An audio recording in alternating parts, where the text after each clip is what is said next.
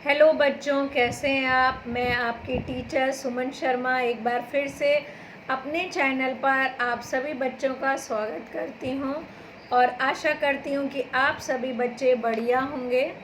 तो बच्चों, आज मैं कक्षा 7 पल्लव हिंदी पाठ्य पुस्तक से आपको पाठ 10 पंचायत समझाने जा रही हूं।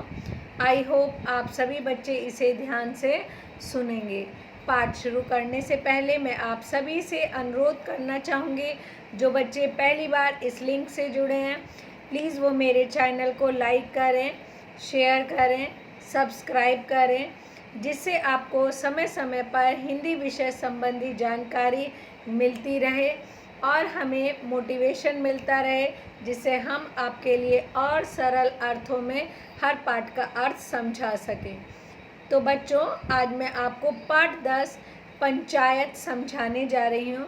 ये एक पौराणिक कथा है भगवान के समय की, जिसके अंदर आपको बताया जाएगा कि सबसे बुद्धिमान भगवान कौन है, जिन्होंने अपनी बुद्धि से सारी समस्या का हल करा और संसार का चक्कर नहीं लगाया, क्योंकि माता पिता की सेवा ही सबसे बड़ा धर्म है।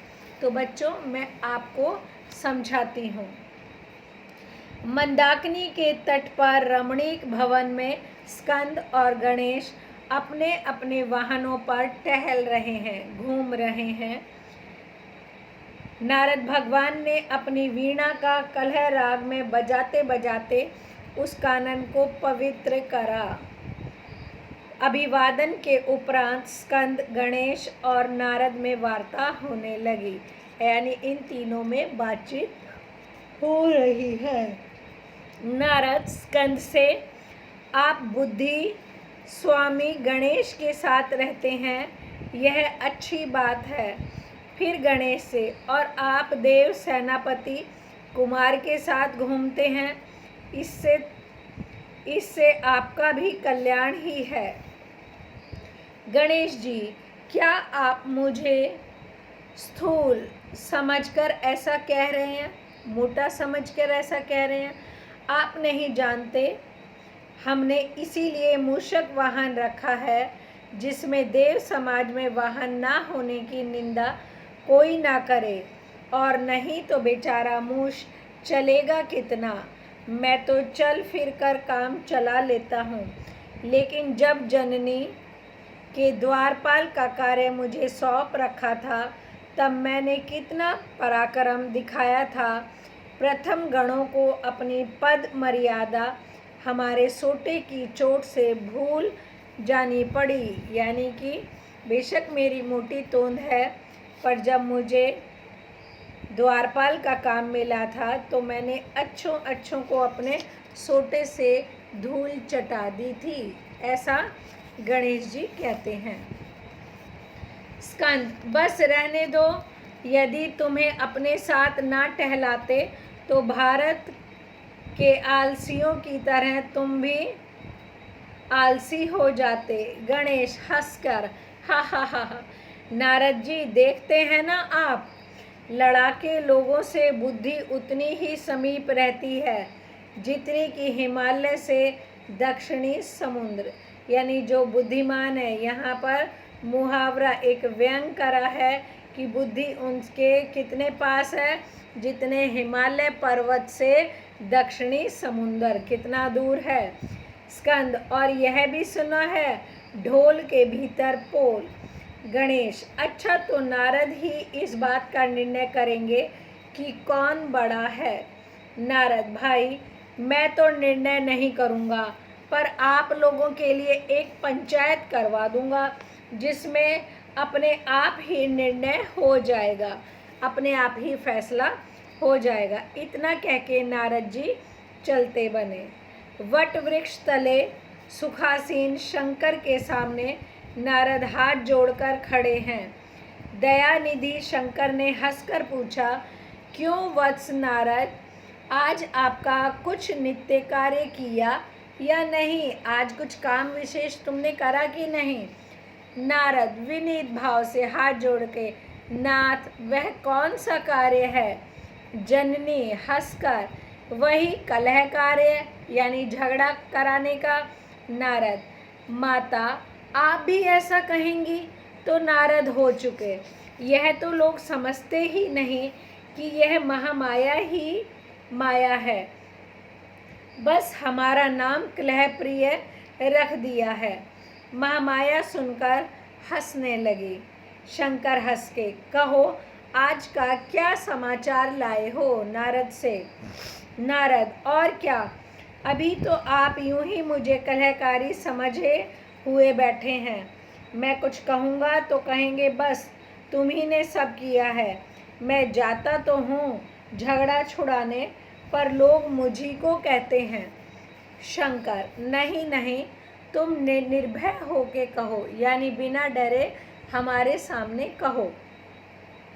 नारद, आज कुमार जी और गणेश जी डंडेबाजी हो चुकी थी। मैंने कहा कि आप लोग ठहर जाइए, मैं पंचायत करके आप लोगों का कलह दूर कर दूंगा। इस पर वे लोग मान गए हैं। अब आप शीघ्र उन लोगों के पंच बनकर उनका निपटारा कीजिए। शंकर, यहाँ तक? अच्छा, झगड़ा किस बात का है? नारद, यही कि देव सेनापति होने से कुमार अपने को बड़ा समझते हैं और जननी की ओर देखकर बुद्धिमान होने से गणेश अपने आप को बड़ा समझते हैं। तो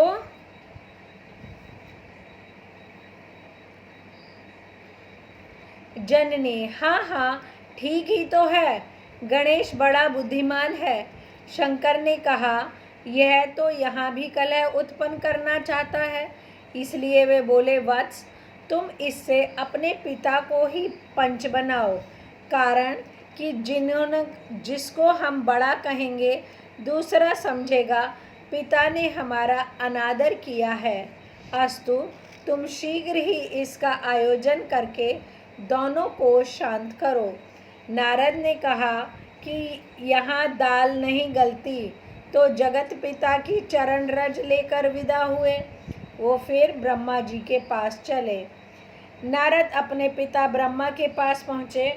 उन्होंने सब हाल सुनकर कहा, वत्स तुम्हें क्या पड़ी रहती है, जो तू लड़ाई झगड़े में सबसे आगे, अग्रगामी मतलब सबसे आगे बना रहता है और व्यर्थ अपवाद सुनता है, यानी बेकार में उनकी चार बातें सुनता है।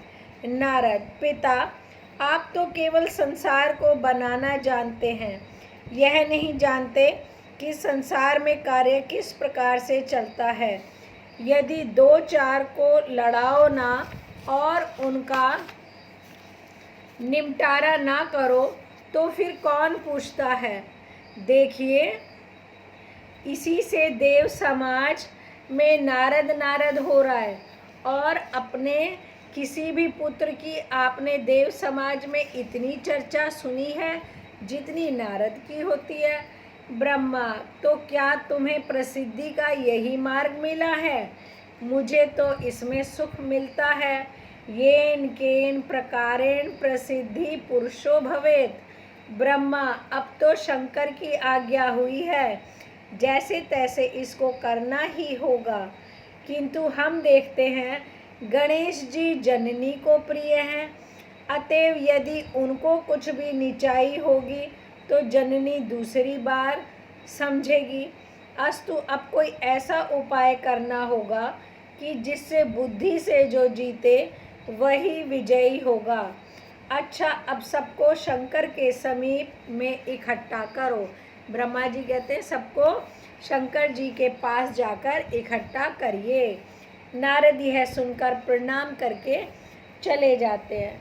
विशाल वट वृक्ष तले सब देवताओं से सुशोभित शंकर विराजमान है, यानी वहाँ पर आसन लगाकर बैठे हुए। वट वृक्ष यानी बरगद के पेड़ के नीचे। पंचायत जम रही है। ब्रह्मा जी कुछ सोच के बोले, गणेश जी और कुमार में इस बात को झगड़ा हुआ है कि कौन बड़ा है। अस्तु, हम यह कहते हैं कि जो इन दोनों में से समग्र विश्व की परिक्रमा करके पहले आएगा वही बड़ा होगा। पंचायत जब हो गई तो ब्रह्मा जी ने बोले, भाई गणेश जी और कुमार जी दोनों में झगड़ा है कि हम में से बड़ा कौन है, तो इस पूरे विश्व का चक्कर लगाइए, वही सबसे बड़ा होगा।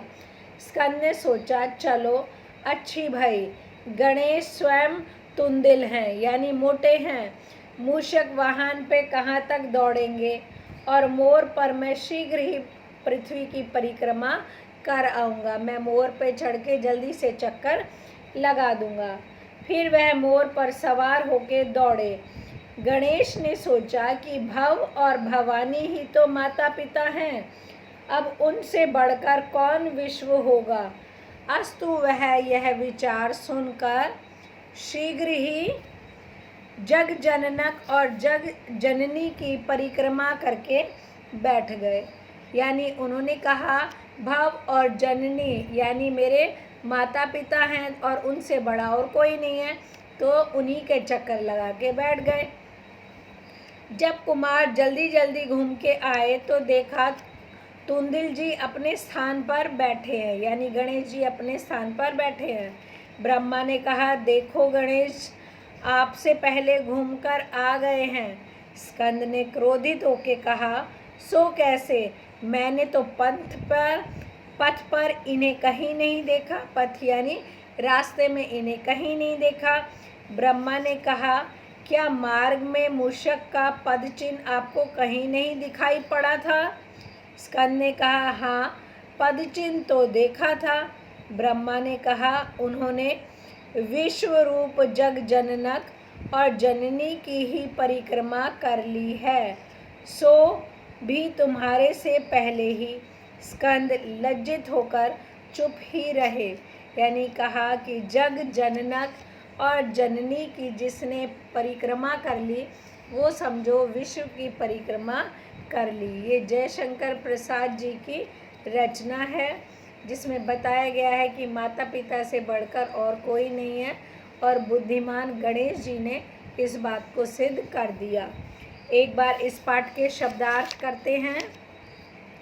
रमणीक यानी मनोहर, कलह यानी झगड़ा, कल्याण यानी शुभ मंगल, स्थूल यानी मोटा, मूषक यानी चूहा, निंदा यानी बुराई, जननी यानी माता, पराक्रम यानी शौर्य, समीप यानी पास, निर्णय यानी फैसला, निर्भय यानी भय रहित, अनादर यानी तिरस्कार, अग्रगामी आगे जाने वाला, अपवाद यानी लांछन, विराजमान यानी उपस्थित, समग्र यानी पूरा, तुंदिल यानी जिसकी तोंद निकली हुई हो।